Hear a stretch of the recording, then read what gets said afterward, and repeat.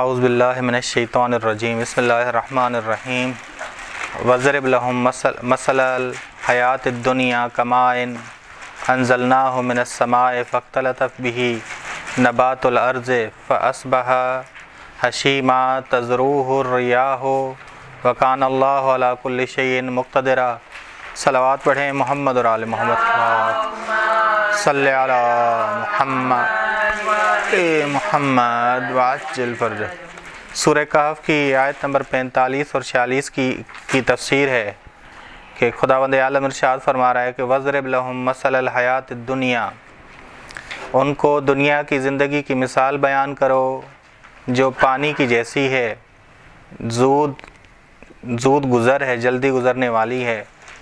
جیسے ہم نے آسمان سے پانی کو برسایا، بارش کو برسایا، پھر زمین کی رویدگی میں نبات زمین کے ساتھ، زمین کے ذرات کے ساتھ یہ بارش کے ذرات مخلوط ہو گئے، مکس ہو گئے، اور سرسبز درخت، سرسبز کھیتیاں وجود میں آئیں۔ پھر وہ کتنی جلدی سے زرد ہو گئیں، ریزہ ریزہ ہو گئیں، خشک ہو گئیں کہ ہوائیں ہر طرف مائل کرتی ہیں، اور اللہ ہر چیز پر قدرت رکھنے والا ہے۔ صرف یہ نہیں کہ اللہ جو ہے تمہاری دنیا کو ٹھیک کرنے والا ہے، بلکہ ہر چیز پر قدرت رکھنے والا ہے۔ اس آیت میں تشبیہ دی گئی ہے کہ دنیا کا زرق و برق جو ہے جلدی گزرنے والا ہے۔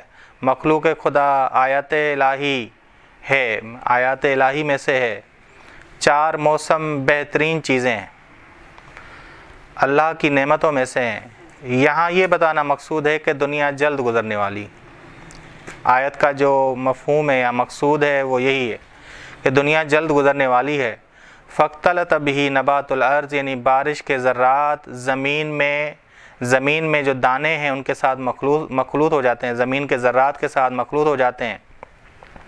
پھر جو ہے درخت نکلتے ہیں، کھیتیاں نکلتی ہیں، سرسبز کھیتیاں نکلتی ہیں۔ فاصبح حشیما، فوراً وہ سرسبز کھیتی، سرسبز درخت زرد اور خشک اور ریزہ ریزہ ہو جاتے ہیں، اور اسے اس طرف اور اس طرف لے جاتے ہیں، ہوا اسے اس طرف لے جاتی ہے۔ بس اللہ اس چیز پر بھی قادر ہے اور ہر چیز پر بھی قادر ہے کہ یہاں وکان اللہ علی کل شیء مقتدرا، کہ یہ نہ سمجھنا صرف خدا اس چیز پر قادر ہے، بلکہ پورا جہاں خدا کے قدرت کے تحت ہے، خدا کے اقتدار کے تحت ہے۔ ٹھیک، وَضْرِبْ لَهُمْ مَثَلَ الْحَيَاةِ الدُّنْيَا كَمَاءٍ، بس دنیا کی مثال ان کو دو کہ یہ پانی کی مانند ہے کہ کتنا جلدی یہ پانی زمین کے ساتھ مخلوط ہو جاتا ہے، اتنی ہی جلدی یہ دنیا کی زندگی گزر جاتی ہے۔ بس ہوش کے ساتھ، توجہ کے ساتھ انسان اپنا خدا کے قرب کی طرف قدم بڑھائے۔ المال والبنون، ان چیزوں کو صحیح استعمال کرے، ہوش کے ساتھ استعمال کرے۔ المال والبنون زینت الحیات الدنیا، مال اور اولاد، بنون سے مراد بیٹے نہیں ہے کہ ہم مخصوص کر دیں بیٹے، مراد اولاد ہے۔ مال اور اولاد دنیا کی زندگی کی زینت ہے، آرائش ہے۔ بس خداوند عالم نے یہ زینت دی ہے، اسے زینت بنایا ہے۔ اگر کوئی اس زینت کو، جیسے ایک ڈاکٹر ہے کہ بچے کے لیے دوائی بیماری کا علاج کے لیے معین کرے کہ یہ دوائی میٹھی پیے، لیکن صحت یاب ہونے کے بعد بھی بچہ وہ میٹھی دوائی پیے تو وہ بیمار خود ہو جائے گا۔ ٹھیک، بس ڈاکٹر کا قصور کوئی نہیں۔ المال والبنون زینت الحیات الدنیا، مال اور اولاد جو ہے دنیا کی زندگی کی زینت ہے۔ والباقیات الصالحات، اگر ان دونوں کو صحیح جگہ پہ استعمال کیا تو یہ باقیات الصالحات، یہ ایسی نیکیاں ہیں جو باقی رہیں گی، عالم برزخ میں بھی کام آئیں گی، عالم قیامت میں بھی کام آئیں گی، ہر جگہ کام آئیں گی۔ والباقیات الصالحات خیر، باقیات الصالحات بہتر ہیں عند ربک، تیرے رب کے پاس ثواب کے لحاظ سے، وخیر عملا، اور امید کے لحاظ سے کہ آخرت میں امید خدا سے رکھی جائے تو باقیات الصالحات، ہم ان مال اور اولاد کو کیا بنائیں؟ باقیات الصالحات بنائیں۔ ایک نقطہ جو مہم ہے وہ یہ ہے کہ باقیات الصالحات روایات میں کہیں مخصوص بچیوں کے لیے کہا گیا ہے، لڑکیوں کے لیے کہا گیا ہے۔ وہ اس لیے کہا گیا ہے کیونکہ عرب کا معاشرہ بچیوں کو اہمیت نہیں دیتا تھا، وگرنہ باقیات الصالحات سے مراد مال بھی ہو سکتا ہے، باقیات الصالحات میں سے بیٹا بھی ہو سکتا ہے، بیٹی بھی ہو سکتی ہے، کہ قرآن کریم نے ایک قانون دیا ہے کہ یا ایھا الذین آمنوا، اے ایمان والو، ایسا نہ ہو کہ تمہیں یاد خدا سے غافل کر دے تمہارا مال اور تمہاری اولاد۔ اگر یہ یاد خدا کی طرف لے جائے مال اور اولاد تو یہ باقیات الصالحات ہیں، باقیات الصالحات ہیں۔ پہلا نقطہ یہ، اب جی حب دنیا ہر خطا کی جڑ ہے، ہر خطا کی جڑ ہے، مال اور اولاد دنیا کی زندگی کی زینت ہے۔ ہر ایک کا دل ان کی طرف مائل ہوتا ہے، ہر ایک کا دل چاہتا ہے کہ مال بھی ہو اور اولاد بھی ہو۔ انسان ان کو باقیات الصالحات بنائے، بس ایسا نہ ہو کہ ان سے یاد خدا، ان کی وجہ سے یاد خدا سے غافل ہو جائے، کہ زبیر منا اہل البیت، زبیر ہم اہل بیت میں سے تھا، مگر یہ کہ اس کے بیٹے نے اسے ہم سے دور کیا اور فاسد اور فاسق بنایا۔ بس یہ ذہن میں رکھیے گا کہ زبیر کل تک تو امام علی علیہ السلام کے ساتھ تھا، کل تک تو سب سے پہلے بیعت کرنے والا تھا، لیکن جو ہی بیٹے کے کہنے پہ آیا تو زبیر مخالف امام علی بنا، بلکہ یہ تو مشکل اور زیادہ بڑھ گئی اس کے لیے کہ وہ جنگ کرنے کے لیے آمادہ ہو گیا۔ تلوار ایک انسان جو امام علی کے دشمن پہ پہلے دشمن پہ کیا کرتا تھا، اٹھاتا تھا، وہی تلوار کس کے لیے اٹھا رہا ہے اب؟ امام علی علیہ السلام کے خلاف اٹھا رہا ہے۔ کتنا فرق آ گیا۔ تبھی امام نے سوال بھی کیا کہ زبیر تمہیں کیا ہو گیا ہے، مدینے میں کچھ اور تھے، عراق میں کچھ اور ہو۔ بس وجہ تھی زبیر منا اہل البیت، کہ زبیر ہم اہل بیت میں سے تھا، مگر یہ کہ اس کے بیٹے نے اسے، بس بیٹا اس کا باقیات الصالحات میں سے نہیں بنا۔ ٹھیک، بس یہ ذہن میں رکھیے گا، یاد خدا سے، یاد رسول سے، یاد امام سے ہمیں اولاد ہمیں غافل نہ کرے۔ بس انسان ان کی وجہ سے باطل آرزوؤں میں، فریب میں نہ پڑے، بلکہ راہ مستقیم میں ان کو استعمال کرے، اور ان کی وجہ سے راہ مستقیم میں خود بھی استعمال ہو۔ بس باقیات الصالحات یعنی ایسے اعمال جو اللہ کے نزدیک ہمیشہ محفوظ ہیں، ہمیشہ محفوظ ہیں، انہیں باقیات الصالحات کہا جاتا ہے۔ بس دنیا پر انسان کی دعا یہ ہوتی ہے کہ اللہ مجھے قارون کے خزانے دے، جبکہ الہی انسان کی دعا یہ ہوتی ہے کہ اے اللہ ایسی نعمت عطا کر جس پہ تو راضی ہو جائے، مجھے راہ راست میں اس نعمت کو استعمال کرنے کی توفیق عطا فرما۔ زینت دو قسموں کی ہے، ایک زینت جس کا فاعل، جسے خدا نے زینت بنایا ہے، ایک زینت وہ جسے شیطان نے خوبصورت بنایا ہے۔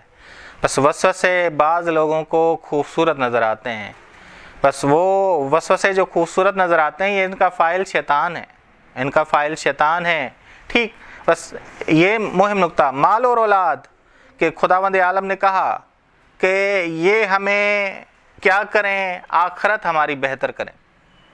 بس یہ جو بتانا مقصود ہے کہ آخرت ہماری بہتر کریں۔ بس ایک شبہ، اس کا جواب یہ ہے دوسرے صفحے پہ، کہ ایک لحاظ سے خداوند عالم اس دنیا کو کھیل و تماشا کہتا ہے کہ انما الحیات الدنیا لعب و لہو۔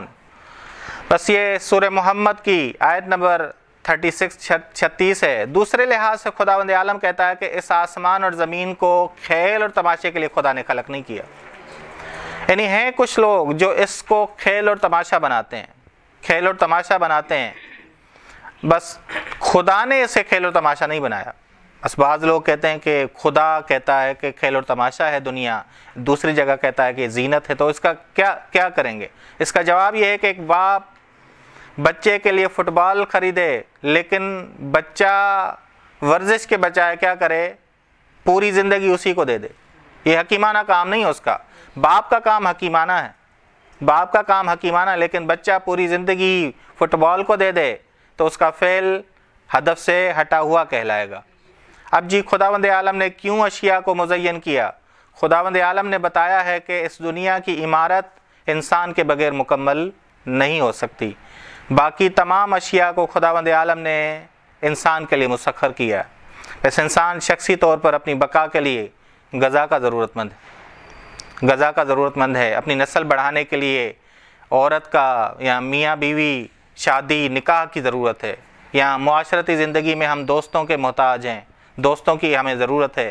تو یہ ساری اس میں لذتیں ہیں، ان میں لذتیں خدا نے اس لیے رکھی کہ انسان کی بقا ہو، انسان کی بقا ہو۔ اب یہ ذہن میں رکھیے گا، غذا میں بھی لذت ہے۔ ایک دفعہ انسان کے اوپر ذمہ داری ہے کہ جیسے امام رضا علیہ السلام ولی عہدی کا منصب ہے امام کے پاس، تو امام ایک بہترین غذا پکاتے اور بہترین غذا راہ خدا میں دے آتے، اور یہ آیت پڑھتے فلقتحم العقبہ، کہ ہے کوئی جو پہاڑ پہ چڑھے۔ بس پہاڑ پر چڑھنا کوئی آسان کام نہیں ہے، لیکن بعض لوگ جب چڑھنے کے عادی ہو جائیں تو ان کے لیے آسان کام ہو جاتا ہے کہ فَسَنُيَسِّرُهُ لِلْيُسْرَى، ہم نے بعض لوگوں کے لیے نیکی آسان کر دی، بعض لوگوں کے لیے نیکی آسان ہے۔ بس بعض لوگوں کے لیے پہاڑ چڑھنا، گھاٹی چڑھنا راہ ہموار کے مساوی ہے، کہ راہ ہموار پہ چلنے کے مساوی ہے۔ بعض لوگوں کے لیے مشکل ہے، بعض لوگوں کے لیے فَسَنُيَسِّرُهُ لِلْعُسْرَى، گناہ جو مشکل ہے، جو عقل کے مطابق نہیں ہے، عقل سے مخالف ہے، وہ بعض لوگوں کے لیے آسان ہو جاتا ہے۔ بس یہ ذہن میں رکھیے گا کہ انسان جو ہے اب کس کو کون سی چیز آسان کرتا ہے۔ ائمہ علیہ السلام نے جب منصب ان پہ آیا، امام علی جب خلیفہ بنے تو کوئی لذیذ غذا نہیں کھائی، سادی غذا کھائی۔ وجہ کیا تھی کہ امام پہ ذمہ داری عائد ہے۔ اب امام کے تحت فقیر بھی ہیں، غربا بھی ہیں، تو امام نہیں چاہتے کہ میں کون سی لذت والی غذا نہ کھاؤں۔ ایسا نہ کہیے گا کہ امام نے کبھی لذت والی غذا نہ کھائی، لذت والی غذائیں کھائیں، لیکن جب خلیفہ بنے، جب حاکم بنے تو لذت والی کوئی غذا، کیونکہ ذمہ داری تب اور بنتی ہے، تب ذمہ داری اور بنتی ہے۔ یاد ہو کہ امام ایک دفعہ ایک گھی میں تیل میں پکی ہوئی غذا لے کے گئے زمین پہ کام کرنے کے لیے، تو ایک مزدور کام کر رہا تھا، پوچھا کہ آپ کے پاس کون سی روٹی ہے؟ کہا پانی میں پکا ہوا ایک سالن ہے۔ کہا وہ مجھے دے دو، میری غذا تم کھاؤ۔ امام کی یہ روش تھی، یہ نہیں پہاڑ پہ چڑھنے کے مساوی ہے کہ انسان اپنی بہترین غذا۔ تو ان سے پوچھا کہ آپ کیوں نہیں؟ کہا کہ میں خلیفۃ المسلمین ہوں، میں نے خدا کے ہاں جواب دینا ہے۔ ٹھیک، بس یہ ذہن میں رکھیے گا۔ بس انسان جو ہے، وعلیکم السلام، زینت جو ہے وہ زینت کس سے بناتا ہے؟ اس غذا کو یا خداوند عالم پر ایمان لانے کو، خدا کے قرب کو انسان زینت بناتا ہے۔ اگر انسان اس سے زینت بنائے تو باقی لذت انسان کے لیے ختم ہو جاتی ہیں۔ تبھی امام فرماتے ہیں کہ خدا جو تیرے اوپر ایمان لانے کی شیرینی کا مزہ چکھ لے، لذت کا مزہ اٹھا لے، وہ کسی اور لذت کو چاہے ممکن ہی نہیں ہے۔ بس یہ ذہن میں رکھیے گا۔ بس لذت ہر ایک کے لیے الگ ہو سکتی ہے۔ اگر ہم ظاہری لذتوں میں پڑے رہیں ممکن ہے کہ ہم حقیقی لذت سے دور ہو جائیں۔ بس ظاہری لذتوں میں اتنا پڑے رہیں کہ ہم معنوی لذت کے ساتھ بھی جڑے رہیں۔ بس یہ قاعدہ اور قانون ہے۔ بس سورہ کہف کی آیت نمبر 45 اور 46 کہ وَضْرِبْ لَهُم مَثَلَ الْحَیَاةِ الدُّنْیَا، ان کو مثال دو دنیا کی زندگی کی، کہ دنیا کی زندگی بارش کی طرح ہے کہ بارش کا پانی جب برستا ہے تو وہ مخلوط ہو جاتا ہے زمین کے ساتھ۔ اتنا ہی ہے دنیا کی زندگی۔ ہم سوچتے ہیں کہ کل تو ہم بچے تھے، جتنی عمر کے بھی ہیں ہم سوچیں تو ہم واقعاً یہی لگتا ہے کہ کل ہم بچے تھے۔ فَاخْتَلَطَ بِهِ نَبَاتُ الْأَرْضِ فَأَصْبَحَ، بس وہ پانی مخلوط ہو جاتا ہے زمین کے ساتھ، اور یہ اس سے سرسبز کھیتیاں نکلتی ہیں۔ اب یہاں سرسبز کھیتیاں نہیں کہا، لیکن فَاخْتَلَطَ نَبَاتُ الْأَرْضِ میں سارا کچھ موجود ہے کہ مخلوط ہو جاتا ہے اور سرسبز کھیتیاں نکلتی ہیں، اور فوراً وہ کیا ہو جاتی ہیں؟ حشیمہ ہو جاتی ہیں، خشک ہو جاتی ہیں، ذرہ ذرہ ہو جاتی ہیں، ریزہ ریزہ ہو جاتی ہیں، اور ہوا ہر جگہ انہیں چلاتی ہے۔ وَقَانَ اللَّهُ عَلَىٰ كُلِّ شَيْءٍ مُقْتَدِرًا المال والبنون زینت الحیات الدنیا، یہ دنیا کی زندگی کی زینت ہے مال اور بنون۔ خدا نے اس لیے دیا مال اور اولاد تاکہ باقیات الصالحات بنے، باقیات الصالحات بنے۔ بس یہ بنون سے مراد مخصوص نہ کیجیے گا بیٹے، کیونکہ بعض لوگ بیٹے ہی مراد لیتے ہیں۔ نہیں، بیٹے نہیں بلکہ اولاد ہے۔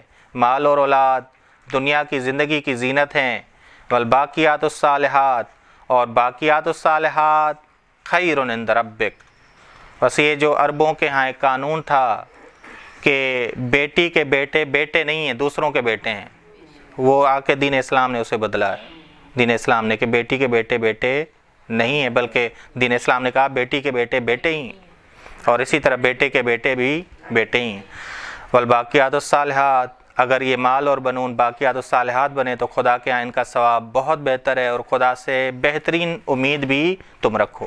اور صلی اللہ علی محمد اہل بیتہ الطیبین الطاہرین صلی اللہ علیہ وسلم۔